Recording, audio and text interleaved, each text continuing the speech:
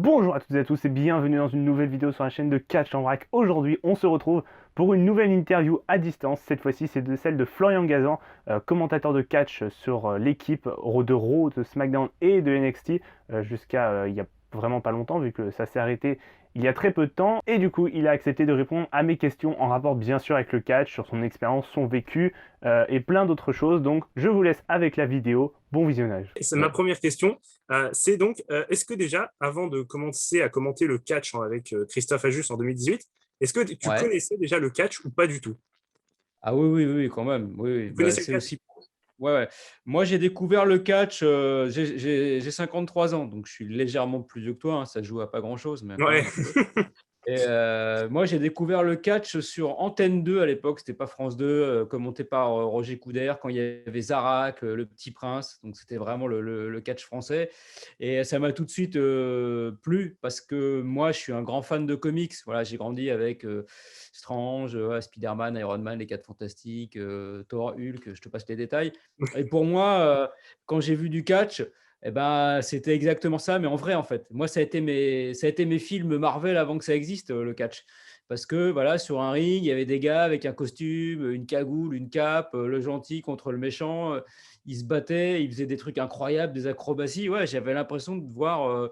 Bah, ouais, je regardais le dessin animé L'araignée à la télé, et là, je voyais ça en vrai, quoi. C'était des trucs de super-héros pour moi, des super-vilains. Donc, ça m'a tout de suite plu. Après, j'ai continué à aimer ça et j'ai redécouvert ça sur Canal dans les années 80-90. Là, c'était l'époque, voilà, Hulk Hogan, Macho Man, Savage, le British Bulldog, etc., etc. Et voilà, et alors là, c'était carrément à la sauce américaine, donc c'était encore 10 fois mieux. Parce que quand j'étais gamin, c'était des trucs à Joinville-le-Pont ou Nogent-sur-Marne, dans une petite salle des fêtes. Là, Ouais, je c'était vois dans bien. un stade avec une foule en délire, voilà, avec les musiques d'intro, la pyrotechnie, bon, les costumes, là, c'était pas des trucs qui avaient été cousus à la main par ta mère, des trucs, tu vois, là, les maquillages, ouais, l'Ultimate Warrior, tout ça, là, j'étais, ouah, ok, là, j'y suis, là. Donc, j'ai adoré ça et j'ai suivi assez longtemps. Après, bon, j'ai un peu décroché. C'est vrai que je suis passé un petit peu à travers la période des années, on va dire des années 2000, la période catch attack, tout ça, moi voilà, j'avais un petit peu décroché, parce que ma vie m'avait emmené ailleurs. Mais quand j'ai eu l'opportunité, justement, quand j'ai su que la chaîne L'équipe se penchait sur la WWE, en fait, j'ai postulé tout bêtement et ils ont fait un mini casting en interne. Et voilà, ils m'ont choisi parce que ils se sont rendus compte que même si je devais avoir besoin d'une grosse mise à jour, et Christophe m'a servi beaucoup à ça, voilà, j'aimais vraiment fondamentalement ça et ça me faisait kiffer.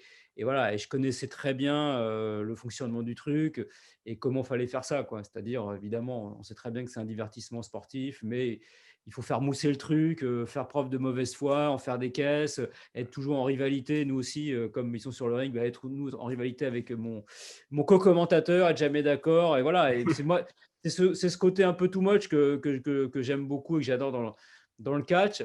Et avec aussi ce que j'ai beaucoup aimé défendre, toute la notion athlétique, en fait. Parce que, encore une fois, évidemment, voilà, on sait que c'est, j'aime pas dire truqué, mais qu'en tout cas, que voilà, c'est scripté. Mais que les gars, c'est quand même des vrais athlètes et que voilà, et qui se blessent et qui se font mal et qui s'entraînent comme des malades, que c'est des forçats du catch parce qu'ils font ça toute l'année. Et que, et encore une fois, tu tombes mal ou tu réceptionnes mal le mec qui te tombe dessus, voilà, tu peux te paralyser. Et j'ai voulu vraiment mettre aussi en avant ça parce que je trouve que le catch, pour ceux qui connaissent pas, ce qui n'est pas votre cas évidemment, souffre de ce côté, ouais, c'est difficile, tu vois. C'est ça, ouais. Non, c'est plus compliqué que ça, en fait. Et n'importe qui peut pas faire du catch. C'est pas pour rien que les mecs qui font du catch sont des mecs qui ont été footballeurs américains, lutteurs, qui ont fait du MMA. C'est des vrais athlètes, c'est des vrais sportifs, c'est des mecs qui savent se faire mal, qui ont appris à se faire mal. Et voilà. Et il faut avoir la notion de ça, en fait, quand on regarde le catch. Derrière, voilà, derrière les trucs un peu too much, les affrontements, les mecs qui chauffent au micro, les feux d'artifice, etc. Il y a des mecs qui se font vraiment mal, quoi, et qui se font du mal pour arriver à ce niveau-là. Et que, encore une fois, c'est comme footballeur professionnel. tout le monde ne peut pas devenir footballeur professionnel, tout le monde ne peut pas devenir catcheur professionnel et tout le monde peut encore moins devenir catcheur voilà, dans des fédérations comme la WWE ou l'AEW aujourd'hui. Donc, ça c'est un truc qu'il faut vraiment apprendre à respecter, quoi. Très bien. Eh ben, c'est bien que tu aies parlé un peu justement de ton recrutement chez l'équipe. Justement, quelle est ta réaction quand l'équipe t'a annoncé que tu allais finalement commenter le catch, que tu étais retenu pour commenter pour cette belle aventure, si je puis dire? Bah écoute, j'étais hyper heureux déjà d'avoir été choisi parce que j'avais vraiment, vraiment envie de le faire. Et puis après, j'ai senti le poids de la pression parce que je devais catcher en équipe avec Christophe, qui est quand même la référence. Donc voilà, le tag team là, a été quand même assez relevé pour moi. Et donc voilà, il a fallu.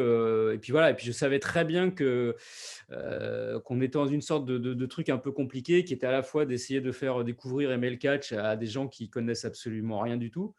Enfin voilà, ils connaissent vraiment dans les très, très, très grandes lignes, voire pas du tout. Et puis à la fois, essayer de satisfaire aussi la fanbase catch qui est très pointue, et qui est très exigeante et elle a raison de l'être. Donc c'était une sorte de grand écart un peu façon Jean-Claude Van Damme. Christophe devant incarner voilà, le spécialiste hyper pointu qui connaît tous les noms des prises, qui connaît le palmarès de toutes les superstars. Et moi, je devais voilà, être dans un rôle un peu plus pédagogue, mais en étant aussi crédible pour ceux qui connaissent ça et qui, évidemment, bah, m'ont vu arriver. Voilà, je savais très bien, je connais le duo mythique entre Philippe Chéreau et Christophe Ajus. Moi-même, ça m'est arrivé de la regarder. Voilà, moi j'arrive là-dedans, bah forcément, les mecs me regardent d'un œil, mais qui c'est ce mec-là et pourquoi il fait ça? Qu'est-ce qu'il y connaît?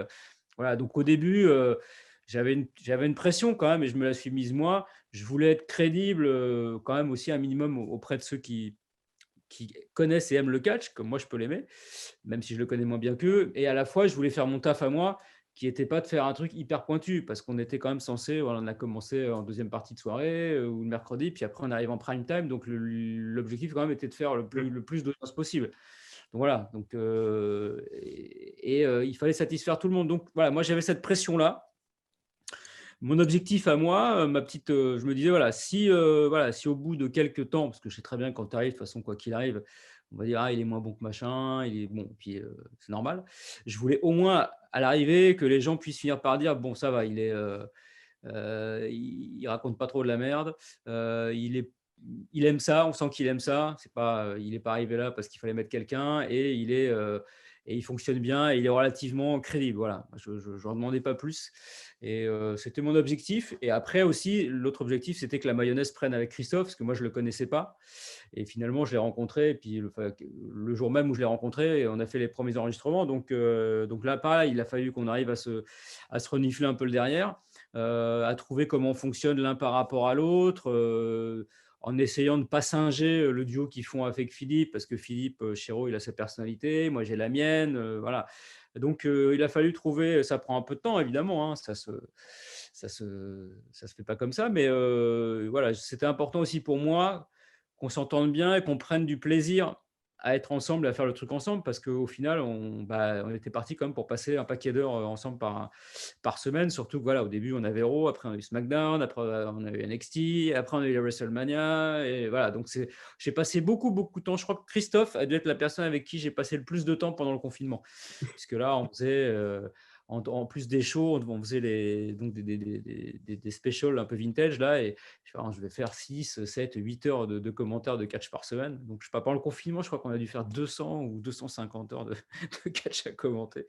Mais c'était génial, mais il vaut mieux avoir vraiment du plaisir et aimer ça et s'entendre bien avec ton co-commentateur. Donc, c'était un vrai révélateur. Si tu veux, là, on ne pouvait pas dire que j'aime pas ça parce que j'en ai mangé, mais c'était génial. Revoir tout, voilà, commenter, avoir la chance de commenter les Undertaker, Shawn Michaels, les Undertaker, Triple H, tout ça, c'est comme si, voilà, moi j'aime le foot, tu me demandes de recommenter la finale de la Coupe du Monde 98 Oui, ou c'est sûr. 2018 ou la finale de la Ligue des Champions de l'OM, tu vois, c'est des matchs mythiques. Alors avoir la chance de commenter ces trucs-là, c'est un bonheur. C'est sûr.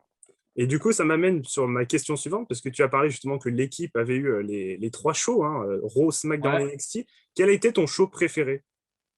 Ah, bah écoute, Bah, après, il y a eu plusieurs périodes, parce qu'évidemment, il y a la période avant Covid et après Covid. On sait que la pandémie a changé énormément de choses sur les shows, l'absence de public, la façon de combler le truc. Voilà, bon, donc avant la pandémie, on va dire, moi, j'ai toujours eu une petite tendresse pour Raw, parce que c'est le premier qu'on a fait. Donc voilà, puis il y a plutôt des superstars que moi j'aime bien. Je suis assez fan de Seth Rollins. C'est un catcheur que j'aime bien. Donc il était à Raw. Enfin, j'aime pas trop sa dernière période, là, le nouveau segment Messi, je suis pas hyper fan, mais ce qu'il y avait avant, voilà, quand il a été champion universel, tout ça, j'aimais bien ce segment-là. Donc je l'aimais bien à Raw.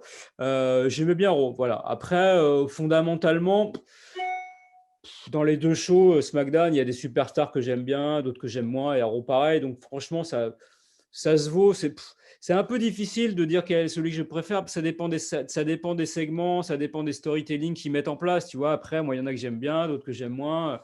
Donc, bah, le show où il y a le plus de superstars et de segments ou de rivalités que j'aime bien, bah, va être le show que je préfère. Après, j'ai découvert NXT, pour le coup. Enfin, je connaissais un tout petit peu comme ça, mais NXT est vraiment très différent. Ça n'a absolument rien à voir. Enfin, c'est pas à toi que je vais l'apprendre. Voilà, Raw et SmackDown, c'est vraiment les big shows, sans jeu de mots, grand public et tout. Voilà, NXT, c'est plutôt le truc, voilà, limite un peu ouais, catch un peu underground, petite salle, beaucoup plus de combats, beaucoup moins de blabla, donc vachement plus. Ouais, ça se rapproche plus, on va dire, un peu quelque part du MMA, NXT dans l'esprit, où voilà, où tu as l'impression de voir un peu ouais, des combats un peu de boxe comme tu as dans les films, tu sais, les petits combats un peu en loose day, tu vois. Pas dans des grands stades immenses. Donc voilà, moi j'ai bien aimé cet esprit-là NXT. Je trouve que voilà, c'est beaucoup plus violent, beaucoup plus dans les matchs et moins dans les mises en place des rivalités et tout. Enfin, tu as l'impression que c'est un truc qui est beaucoup plus simple en fait. Euh, Même si évidemment on garde l'essence du catch, les trahisons, les mecs qui surgissent en plein combat, voilà. Mais je trouve que c'est beaucoup plus près de l'os, tu vois, comme on dit en boucherie NXT. Donc j'ai bien aimé ça, plus l'idée aussi d'avoir tu sens que c'est des jeunes catcheurs. Voilà, donc ils ont la dalle. Tu sens vraiment, voilà, que les mecs ils mettent le paquet parce qu'ils savent que bah voilà, si tu performes à NXT, bah tu vas franchir un palier, te retrouver à Raw ou à SmackDown, voilà, comme ça a pu être le cas sur les derniers temps avec Riddle, avec Keith Lee, là, Damien Priest. Donc tu sens les mecs, ils ont la dalle. Tu vois. Et ça, j'aime bien. Comme j'ai bien aimé d'ailleurs le retour de certains. Tu vois, je trouve Finn Balor qui revient à NXT. Finn Balor, là, moi, c'est une superstar que j'aime beaucoup. Je trouve vraiment hyper spectaculaire. J'aime bien je sais pas, il y a un truc qui dégage un truc que moi j'aime bien. Et bah, j'ai trouvé intéressant qu'il revienne à NXT, qui je trouve finalement lui correspond plus qu'un show un peu trop boursouflé, quoi. Et du coup, bah, tu as un peu répondu là aussi à ma question suivante, mais est-ce que tu as J'anticipe, hein, tu vois, c'est comme au catch. Ouais. un catcheur préféré et une catcheuse que tu préfères dans les trois shows confondus? Actuel? Ouais, actuellement, ou une légende, je sais pas Ouais. si tu as une légende. Non, non, bah, ouais, les gens, il y en a, mais alors actuellement, alors attends, parce qu'il y en a tellement. Forcément, je vais t'en dire un, puis dire, ah non, lui plutôt. Alors attends, actuellement. Alors, on va dire, allez, bon, je te dis, j'aimais bien cette Rollins, même si j'aime pas trop le segment actuel. Enfin, je sais pas où il va aller d'ailleurs avec ce segment, puisqu'il est de retour après avoir eu bébé avec Madame, avec Becky. Bah, j'aime bien Becky, j'aime bien, voilà, pour le coup, j'aime bien Becky Lynch. Je trouve que j'espère qu'elle va revenir. Bah, je pense qu'elle va revenir forcément, parce qu'elle s'entraîne déjà, mais j'aime bien Becky Lynch. Je trouve qu'elle a un truc, ce côté un peu irlandais, cet accent un peu à couper au couteau. Et puis, elle a une façon de catcher, je trouve, que j'aime bien. Enfin, c'est du vrai catch. C'est pas Ronda Rousey qui avait fait un copier-coller de MMA. Ou moi, j'aime quand même que ce soit du catch un minimum, tu vois. Mm. Donc, j'aime bien Becky Lynch. Euh, J'aime bien à NXT.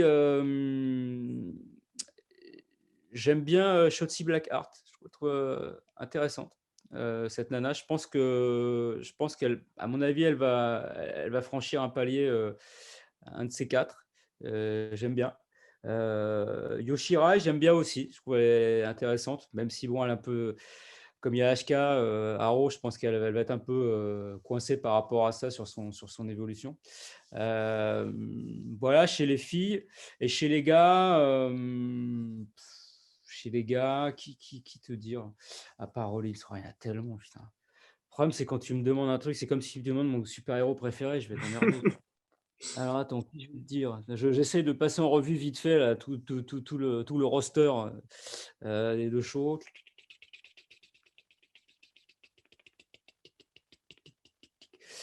Moi, j'aime bien les catcheurs assez spectaculaires. Donc, j'avoue, par exemple, il est sous-employé, mais j'aimais bien Ricochet. Tu vois. Je le trouve assez spectaculaire et je trouve qu'il est sous-employé. Il y a un truc qui va, je sais pas, il y a un truc. Alors, je sais pas si c'est la WWE ou lui, mais je trouve c'est dommage. Il y a un truc. Moi, j'aime bien ce genre de gars. C'est pour ça que j'adorais Rey Mysterio. Voilà, la lucha libre, j'aime bien quand même, j'avoue. C'est pour ça que j'aime bien Finn Balor. Je trouve que Finn Balor, pour le coup, tu vois, il cumule un peu tout, tu vois. Voilà, il a un catch assez complet. Moi, j'aime bien les catcheurs complets, en fait. Euh, j'aime bien ces mecs-là. Donc, ouais, Ricochet, j'aime bien. Sinon, j'aime bien. Je vais dire un truc horrible, mais j'aime bien Roman Reigns. Voilà, je sais, ne me jugez pas. Non, avis partagé. Hein. Mais je trouve qu'il fait bien le truc, quoi. Et ce qui m'a prouvé que c'était vraiment un bon catcheur, c'est que je trouve que voilà, il a basculé un peu là, il a basculé un peu en heel. Enfin bon, en fait, ce que j'aime bien dans Reigns, voilà, c'est que tu sais jamais s'il est trop heel ou face, tu vois. Il est un peu entre les deux, et je trouve ça intéressant parce que j'aime bien les mecs qui sont en fait j'aime bien les mecs qui sont entre les deux, qui sont surtout hyper crédibles dans les deux. Il y en a, quand ils sont heal, tu ne crois pas 2 secondes, et quand ils sont face, ça ne le fait pas, quoi. Et ben lui, j'aime bien parce que c'est un peu fin. Je trouve qu'il fait bien, il fait bien le truc. Je trouve cette nuit avec Paul Heyman, c'est hyper malin. Non, je le trouve vraiment. Ouais, et puis il dégage un truc. Il a quand même un putain de charisme. Tu peux dire ce que tu veux. Voilà. C'est un mec qui dégage un truc.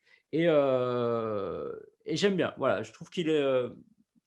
Je le trouve assez. Lui, c'est vraiment une tête de gondole de la WWE.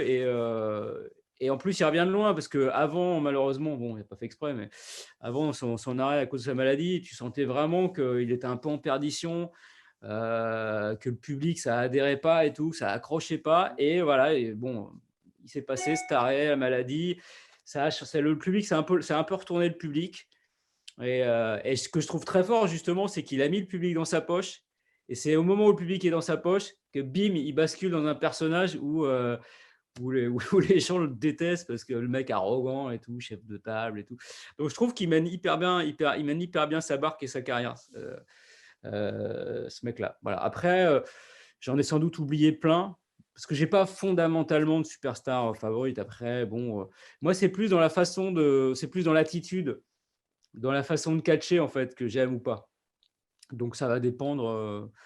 Tu vois, par exemple, un mec comme Otis, bon, que je trouve pas du tout crédible en heel, mais moi, Otis, ça me faisait marrer, quoi. Je trouvais ça drôle. Même si le truc avec Mandy, c'était n'importe quoi, mais ça me faisait marrer. Parce que c'était débile et j'aimais bien ce perso là, de gros là, avec son caterpillar. Là, ça me faisait marrer. Voilà, après, voilà, c'est des moments qui vont me plaire. C'est des passages qui vont me plaire. C'est plus, voilà, sur la longueur, il n'y en a pas un que j'adore particulièrement. Mais il y a des segments qui vont me faire aimer un gars vraiment, quoi. Encore. J'aime beaucoup j'aime beaucoup je le connaissais pas tant que ça. Je l'ai découvert avec SmackDown, mais j'aime beaucoup AJ Styles. Je trouve que c'est un putain une putain de superstar. Grand technicien Tu AJ sens- Styles. Hein. ouais, même. Enfin, tu sens quand tu te dis quand tu dis que l'Undertaker il dit voilà, moi je veux bien faire un dernier délire, mais c'est avec le gars, avec AJ Styles, tu dis ok, ça veut dire que le mec C'est ça, c'est il une est, vraie. il est haut dans son estime. Voilà, tu dis ouais, s'il choisit ce mec là. Il dit je veux bien faire un dernier délire, mais c'est AJ Styles ou pas. Tu dis ok, le mec. Et effectivement, il est hyper fort, hyper complet. Et pareil, lui, qu'il soit en heel ou en face, il le fait hyper bien, quoi. Ça, j'avoue. Rollins le fait bien aussi. C'est juste que j'aime pas ce segment de Messi là. Mais je trouve qu'il le. Et puis il l'avait fait par le passé. Hein, Rollins, trahison, machin. Moi, j'aime les mecs qui sont capables de faire vraiment bien les deux, quoi. Ouais, c'est vrai que c'est quand même un très gros atout. Et donc, ma question suivante, ça va être forcément sur ton passage sur l'équipe. Quel est ton meilleur souvenir de cette aventure, si je puis dire? Le Bah, souvenir que tu as en tête. je te l'ai dit, le meilleur souvenir, c'est quand même de commenter les WrestleMania, quoi, qu'on a pu faire. Enfin, je veux dire, voilà, WrestleMania, c'est un aboutissement. Hein. Quand tu fais un WrestleMania, c'est une Coupe du Monde ou un Euro, ou la Ligue des Champions. C'est les, c'est des combats d'anthologie, c'est des shows d'anthologie. Voilà, il n'y a pas, enfin, il y a pas un combat en dessous. Enfin, il y en a, ça arrive, mais bon, il y a eu des trucs un peu ridicules à WrestleMania par le passé. Mais bon, globalement, tu as les meilleurs superstars, les rivalités débouchent là-dessus. Voilà, enfin, c'est l'aboutissement, tu vois. Raw, SmackDown, c'est les qualifs, c'est les, c'est les matchs de qualifs. Et puis voilà, et puis le tour final, c'est WrestleMania. Donc tu te retrouves dans des ambiances de dinguerie, l'hymne américain, les avions de chasse. Voilà, les mecs qui arrivent par surprise, et puis les matchs, quoi. Les matchs, je veux dire, franchement, bon, je te disais, voilà, tous les matchs avec CM Punk, les matchs avec l'Undertaker, Triple H, les matchs de l'échelle. Enfin, voilà, bon, y a rien de meilleur. Si tu te dis, voilà, bon, quand tu as commenté ça, eh ben, voilà, tu as eu la chance de faire ce qui se fait de meilleur. Tu as l'impression d'être un Thierry Roland, d'être un Grégoire Margoton, d'être un Thierry Gilary. On te file du caviar, quoi. Là, on te file 3 heures de caviar, tu vois. Toi, tu apportes juste les blinis, c'est étal, quoi. Donc, puis moi, je les avais pas tous vus pour le coup. Je les avais évidemment jamais commentés. Et, et donc, c'était un kiff. Et d'ailleurs, c'est pour ça que avant de les commenter, je les regardais pas, quoi. Moi, je voulais les. Christophe, il les connaissait par cœur. Mais moi, je voulais pas. Bon, je regardais vite fait qu'il y avait voilà, pour être un peu, un minimum quand même un peu au courant, si tu veux. Je savais qui gagnait le match, mais je voulais pas lire les comptes rendus et tout. Je voulais les vivre pour garder l'effet de surprise et même pour garder mon kiff égoïstement pour moi, tu vois. Je voulais juste, voilà, comme si j'avais été là, voilà, en 2000, en 2010, comme si j'avais été là dans le stade ou devant ma télé et que je les découvrais. Je dis, voilà. Ça, c'était vraiment énorme. Ok. Et bon, ma dernière question sera forcément, après ce passage sur l'équipe, enfin, en tant que commentateur de catch, bien sûr, est-ce que tu as d'autres projets en dehors du catch pour l'avenir ou pas? Sur le catch ou en général? En général. En général, il y a toujours des projets, c'est sûr. Moi, je continue sur l'équipe, j'ai des projets perso. Là, je viens de sortir mon premier roman, un deuxième, de C'est ça, oui, cinéma. je voulais aussi que tu en parles, oui, de ton fameux ton livre qui est sorti il n'y a pas longtemps, ou qui va Voilà, sortir, qui je sais. non, qui est sorti le 4 février dernier. Ça Ah fait un oui, mois déjà, ça va à une vitesse. Il s'appelle Ibis au cherche Million, qui ne parle pas du tout de catch ou de foot, qui raconte une séparation un peu douloureuse, mais aussi douloureux que peut être un match de catch. Sauf que là, c'était vraiment pour de vrai, et pour le coup, je ne connaissais pas le scénario à l'avance. Donc voilà, donc je raconte ça dans le livre. J'ai des projets, j'ai écrit pour le cinéma là, un film où il y aura de l'action dedans, donc je ne peux pas en dire plus, mais assez surprenant. Et puis le catch, il n'est pas interdit que ça puisse revenir sur la chaîne L'équipe. C'est encore une fois, comme on l'a dit avec Christophe, c'est pas un adieu, c'est un au revoir, et on espère que ça reviendra, et il n'est vraiment pas impossible que ça revienne. Je pense qu'on a tous envie aussi de retrouver le catch comme on l'aimait avant la pandémie, mm, c'est vrai. qui a fait un peu de mal au spectacle. Je pense que même pour les fans, c'est sûr, même pour les superstars, ça doit être vraiment. Encore une fois, j'admire vraiment leur taf, parce que ça doit être tellement compliqué, euh, voilà, de faire des pay-per-view dans des salles quand même, qui sont des salles vides, enfin, ou alors tu vas avoir 3-4 gars qui viennent. Ouais, c'est Voilà, ça. enfin, c'est Je comme jouer un pense. match de foot à huis clos pour en discuter Mm. avec des footeux. Bon, c'est leur métier, tu vois. Mais pour les mecs, c'est pas pareil, quoi. Ouais, c'est ça. Moi, C'est comme. je pense à Bobby Lashley là, qui a gagné son titre à Raw. enfin il a un titre mondial et pas de bol, il n'y a pas de public. C'est vrai que Voilà, donc ça doit être c'était un peu terrible. triste parce qu'en soi, ce moment, il l'attendait depuis tellement d'années et finalement, ça se concrétise, mais il n'y a personne, entre guillemets, pour célébrer avec lui. Même s'il Voilà. joue le rôle de heel, il y aurait forcément eu une communion en fait avec le public.